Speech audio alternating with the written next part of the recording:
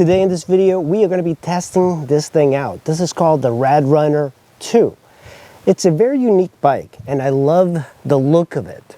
And I have a Nocto Super Cruiser, and that's a 750 watt motor. This is 750 watt. It doesn't look it. This one does not have a rear derailleur like the Nocto, but it's an incredibly good commuter. So let's look around this bike and see what this is all about. First of all, there is a electrification going on right now. Lots of Teslas, lots of different cars, but bikes are just absolutely everywhere, and the prices of electric bikes has come down so much that now it doesn't make sense to even commute in a car, especially if you live around a big city like the Washington DMV, where you can access trails that take you to just about anywhere. This particular bike, I don't know the range yet. It's advertised as 40-mile range. Of course, it'll be much better if you pedal the bike. This one does have a 1-speed transmission and then a 4-speed power assist, or you can just use the throttle to assist or just completely use it as a moped. It's a really intricate and unique design. You know, it's the step through, so this makes it very easy for all sorts of heights of people, so very easy to use. That's actually one of the things I don't like about the Nocto, is that it's got the huge bar. It's a cruiser, so it makes sense, but this is a much more usable type of bike for various people. So if you have a wife that's a little bit shorter than you, you can still ride the same bike. Another really important thing with the RadRunners is that they come with all accessories, all sorts of accessories, like the front rack so you can put a basket. There's a compartment here, and of course it's got this incredible sturdy rear rack that you can put additional bags so you can carry things, and includes also has an optional seat. So if you have a kid, a child, or whatever, you can take this bike to the school with your kid in the back. It's that easy. This particular rack is really useful, and as you can tell, you can put a lot of weight on this, and it's got the necessary holes here and there to basically strap, say, food delivery bags on there. So really usable, and this is known as a cargo bike, and of course, because it's a cargo bike, it's got a lot of capacity to hold weight. I mean, that's a pretty sturdy rack built into the frame. Another really important thing about this particular bike is that it's got a rear tail light. Not just a tail light, but a brake light. You do not see this on, not even my Nocto, which I paid much more than this, and it does not have a rear brake light. This one has a rear and front mudguard, so you'll never get wet on those morning commutes. It's got a 750 watt motor, and it only has 1 speed. So on some bikes, you can get a rear derailleur and be able to shift when you're riding, but not this one. This one is limited by 1. And it's not that bad. You know, when you have an electric bike, you really don't need to shift all that much. The left side, you have a disc rotor. This is a mechanical disc rotor, not hydraulic. I think, but it feels pretty good. Right here, they have the controller. It's tucked underneath, and it's also protected by a steel or aluminum bash plate. This one does not have a kickstand, but it does have a center stand, and it's very easy to put it up on there. Now, one of the downsides, of course, is this. It's a plastic pedal. It would be nicer if at this price point they should come with metal. You do have mount points for bottles in the front here and one in the down tube. Seat is also kind of one of those shorty seats, Rad Power bike, so you can tell it's got the logo on here, but it's a pretty distinct looking seat. It does have the quick release mechanism, and right in here, this is where the battery is. With the key, you have this. Turn it all the way to the left. That's how you release the battery from the frame, and then you bring it to here. That's like the normal position. This is the on position. When you have it in the on position, you can power it on on the dashboard. So this is like just normal. One thing to keep in mind is that to charge the battery, you have to leave it on the on position and then charge it. On the battery here, you have a status update, so you can push it as long as you have it on the on. You can see how much battery you have. It's just a little mini indicator. The handlebars kind of remind me of motocross, you know, those little tiny motocross that people had as kids, but it's a very comfortable position for the handlebars. And it's, look at this, you also have a cross brace here.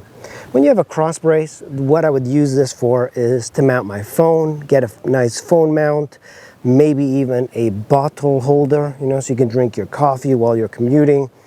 And it does have a reflector up front, but it has a electric headlight. So it's not great condition, or it's plastic, it looks kind of cheap. The light itself has got a switch on and off. So if you want it on and off, you can do that. And it just seems kind of cheap. Another really interesting thing about this is that you have another mount point for a large cargo rack. I really appreciate that about this, because if you're going to use it as a commuter, you might do grocery runs, and that's why you would need additional storage. You do not have suspension in the front forks. They're kind of stiff, but you do have a nice single rotor up front with the mechanical brake. And in the controls, the left one, you have the brake, and then here you have a nice little bell that sounds good, not too annoying. And then on here you have the controls. Now this is a little bit antiquated. What I would like about the future updates of this, or maybe they have a different version of it, I would prefer an LCD, and the LCD is centrally mounted. But this is not bad, you know, it's simple. This is the price point that you get. So you have the levels up here, you have the plus and minus, so basically 1, 2, 3, and 4, how to control that. You have your headlight button right there, and you have your power on and off button there. Really simple. At front here, you have another battery level. You know, I think it's kind of like a strange design. This should be facing the user, not this way. I know that you'll walk around and see it, but I would rather have everything visible to the rider. And on the right side, you have this, a nice throttle. So on mine, I have a thumb throttle.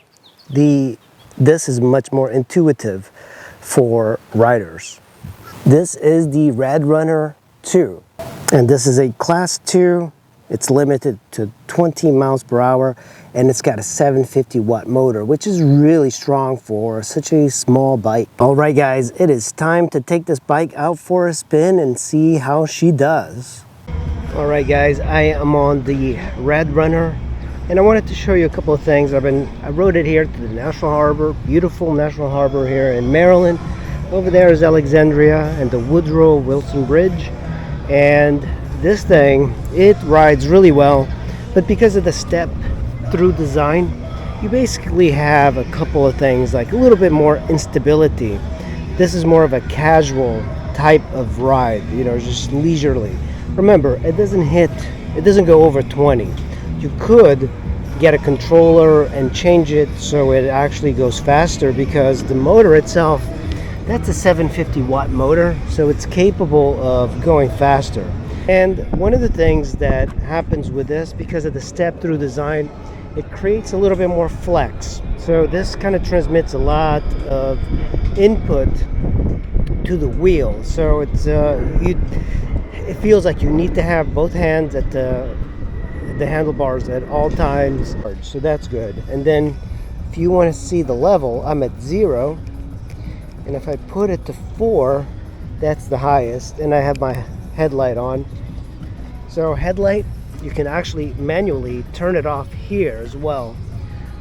But I think like the stability is a little bit strange on it. I'm taking a little bit more time to get used to it. The bigger wheels are easier, are nicer to ride fast. This one, it's limited to 20, and that's actually a good thing because I don't think you want to go faster than 20 on it. I'm pretty sure you can get an LCD display. I mean, even the Chinese kits that you get have a much nicer display. And I believe, yeah, even the one I have probably will go directly on here, but because it gives you like the voltage, the status of the battery, so it makes much more sense to have that rather than this sort of system. This is level 1, and you could just ride it as a moped, just twisting the throttle. One of the things that I find, you have to get any workout because it's a single speed with the chain. To get a workout, you have to leave it in first and then just pedal it. But if you pedal it hard, you're just your cadence is way too high. I haven't tested the miles on it yet, but I still have a full charge. I know the downside with these batteries is that they will start losing charge eventually. So when that happens, I believe a new battery for this particular bike is about $250 to get a new battery. Commute on this is actually probably more enjoyable. This is one of the trails leading up to Washington DC and Virginia, so it's very easy to ride and not be around cars. That's the one thing I tell people: get an e-bike because you can basically commute without any of the hassle of the traffic. Alright guys, this is the MGM hill. I have a full charge and I want to see how well it does climbing up this hill. And I am just going to do throttle. I've come here and I usually bring my other bikes with gears and kind of test them out, but I'm going to do a full throttle test. Now I'm only using my right hand, so I'm trying to be careful here, because on this bike riding one-handed is kind of iffy. It's right now I'm actually full throttle, don't know the speed, definitely under 20, but it's still climbing. This little thing is still climbing. Throttle. Will it climb without pedaling? On this hill, it's a good way to practice climbing nice steep hills, because it goes up for quite a way into Oxon Hill. You see, riding with one hand, the steering kind of just wobbles all over.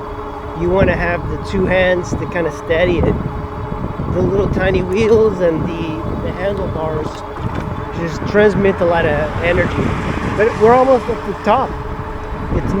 I'm assuming it's going like 12 miles per hour. I'll have to check my Strava. Alright guys, I hope you enjoyed the video. This is the RadRunner 2. Hope you enjoy it. It's a really nice bike, very easy to live with. And of course, nowadays, these e-bikes are becoming cheaper and cheaper, and it makes a whole lot of sense to buy one for your commute.